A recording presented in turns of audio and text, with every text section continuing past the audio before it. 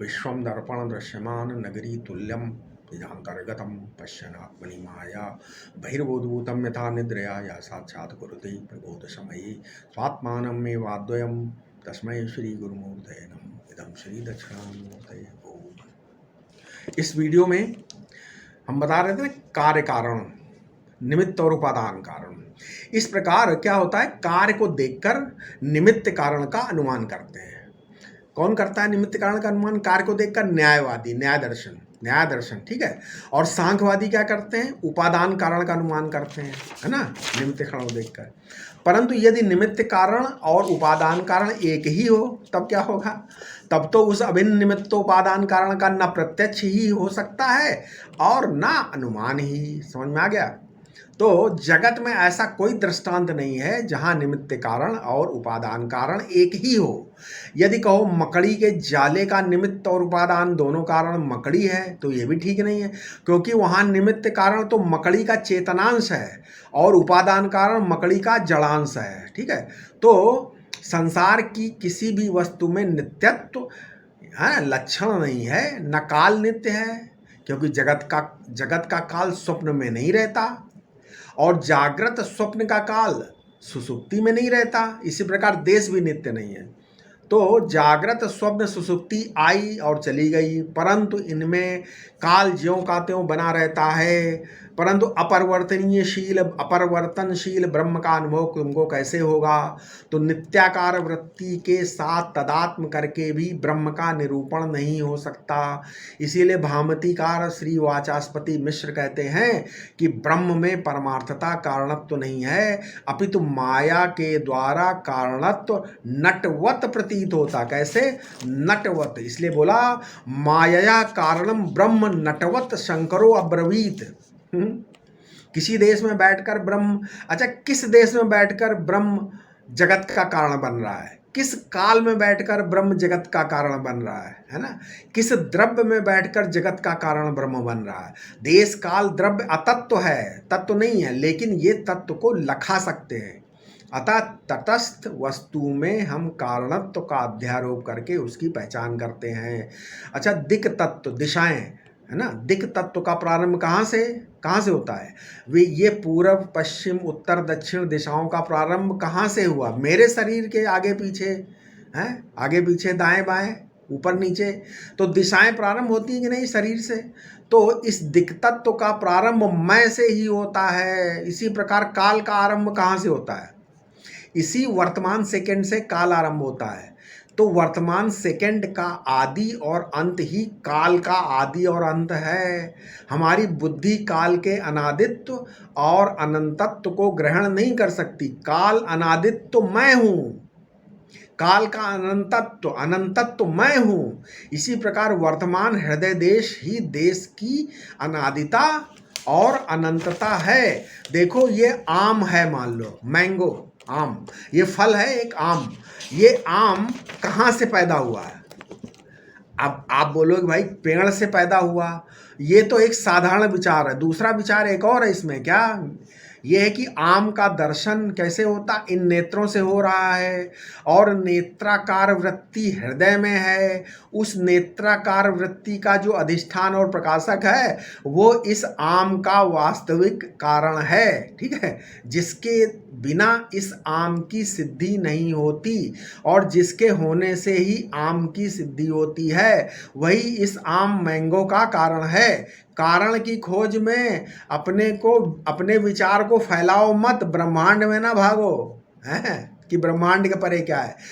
इसलिए कारण की खोज में अपने विचार को मत फैलाओ। विचार को लाखों वर्ष पीछे क्यों फेंक रहे हो? एकदम विचार शून्य हो, विचार को लाखों वर्ष आगे को फेंकते हो। ये देखो कि इस समय क्या है, प्रेजेंट टाइम में, वर्तमान समय में, इस पर विचार और विश्लेषण करो तो सबसे पहले तो आपका मैं ही आएगा, मैं, है ना। इस पर विचार, इसका विचार क्यों करो कि मैं क्या है, मैं, तब पता चलेगा कि हृदय गुहा में स्थित स्फुरित मैं साक्षात ब्रह्म है और वही समस्त जगत का अभिन्न निमित्तोपादान कारण है। वही मैं अज्ञान के कारण मैं तू यह वह के रूप में स्फुरित हो रहा है। जैसे एक ही रस्सी में अज्ञान के कारण सांप, माला, डंडा इत्यादि विकल्प स्फुरित होते हैं। जैसे रस्सी में सांप देखने वाले रस्सी का ज्ञान कराने के लिए ये कहना पड़ेगा, क्या कहना पड़ेगा कि इदम सर्पतया कल्पितम वस्तु यस्मिन अधिष्ठाने भासते तदेव रज्जु। मतलब ये सर्प के रूप में कल्पित वस्तु जिस अधिष्ठान में भासती है वही रस्सी है। वैसे ही ये नाम रूपात्मक निखिल प्रपंच जिस नाम रूपादि आकार से विनिर्मुक्त अधिष्ठान में भासता है वही अधिष्ठान ब्रह्म है। तो रस्सी में परमार्थता सर्प की सत्ता नहीं है, परंतु अंधकार के कारण रस्सी का ज्ञान ही सर्प की सत्ता का निमित्त कारण और उपादान कारण दोनों बनता है। इस अज्ञान दशा में रस्सी को लक्ष्य कराने के लिए रस्सी को सांप का कारण बताया जा सकता है। ठीक है, रस्सी ज्ञान के साथ ही रस्सी में सांप की कारणता के अध्यारोप का भी अपवाद हो जाता है। ऐसे ही आरोपित जगत कारणता ब्रह्म का लक्षण बनाया जाता है। समझ में आया? अब जन्मादस्य यतः क्या है इसमें 3 पद हैं। क्या? जन्मादि, यस्य और यतः। अब जन्मादि क्या है? जैसे जन्म और आदि का समास है, यानी संक्षेप में है ना, समास माने संक्षेप।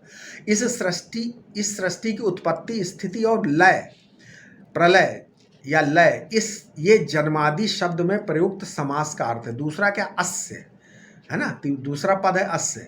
इसका इदम शब्दवाच्य दस्य प्रपंच का इदम की षष्ठी विभक्ति को, यानी उसको संबंध विभक्ति का रूप अस्य है। इस विभक्ति का प्रयोग प्रत्यक्षादि से सिद्ध जगत का उसके धर्म जन्मादि के साथ संबंध बताने के लिए है।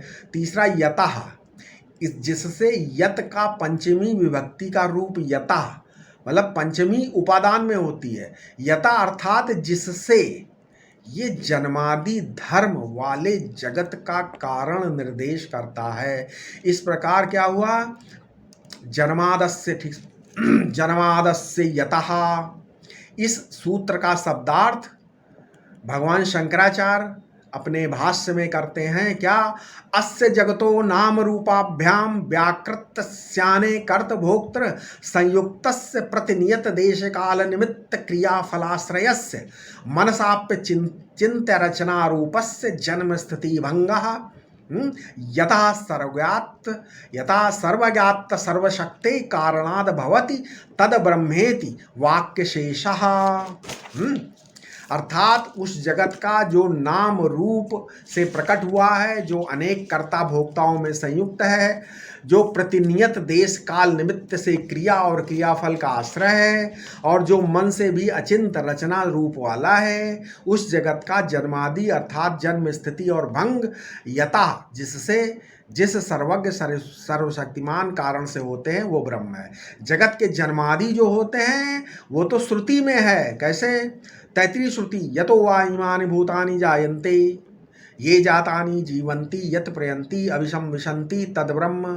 अर्थात ये सब भूत जिससे उत्पन्न होते हैं, उत्पन्न होकर जिससे जीते हैं, जिससे तृप्त होते हैं और अंततः जिसमें प्रवेश कर जाते हैं, वो ब्रह्म है। तो देखो, हमको 2 चीज मालूम पड़ती। एक तो इदम प्रत्यय के विषय, अर्थात वे विषय जो यह करके बोधित होते हैं, और एक विषयी जो अहम प्रत्यय का विषय होता है। तो जो इदम प्रत्यय का विषय है वही जगत है। उसका लक्षण क्या है? जन्म, स्थिति और प्रलय। जिसका जन्म हो, स्थिति हो और जिसका प्रलय हो सो इदम, और वही क्या है? वही जगत है।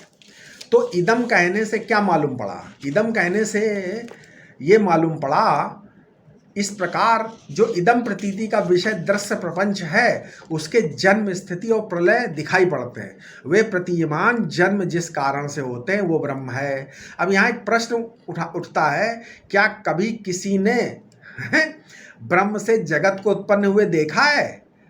क्या लीन होते हुए देखा है? देख भी नहीं सकता।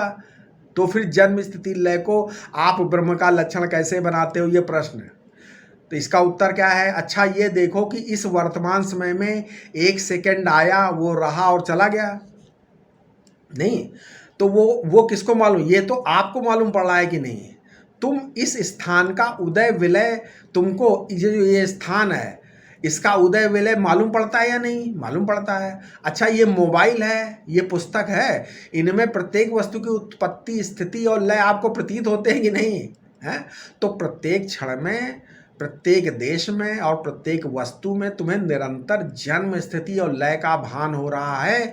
और जो ये जन्म वाला आदि भासता है, वो सब जिससे होता है वो ब्रह्म है। समझ में आया? तो ये मालूम पड़ना मतलब प्रतीति भी दो प्रकार की होती है। पहला, एक प्रतीति मालूम पड़ती है और मिटती जाती है। दूसरी प्रतीति मालूम पड़ती है लेकिन मिटती नहीं है। ठीक है। इस विवेक को हमेशा ध्यान में रखो। अर्थात यह पदार्थ इदम मालूम पड़ता है, यह मतलब यह पदार्थ इदम मालूम पड़ता है और बदलता तथा मिटता जाता है। और जिसको मालूम ये बदलने वाली परिणामी प्रतीति मालूम पड़ती है, वही आत्मा है, उसी को मालूम पड़ता है और वो कभी नहीं बदलता। तो इदम रूप से जन्मादि वाला रूप से जो कुछ भासमान है, वो जिससे प्रतीत हो रहा है, वो प्रत्यगात्मा अभिन्न ब्रह्म है। ठीक है। आशा है आपको जरूर समझ में आ रहा होगा। अब इसके आगे हम अपने अगले वीडियो में बताएंगे। ठीक है। ओम शांति शांति शांति।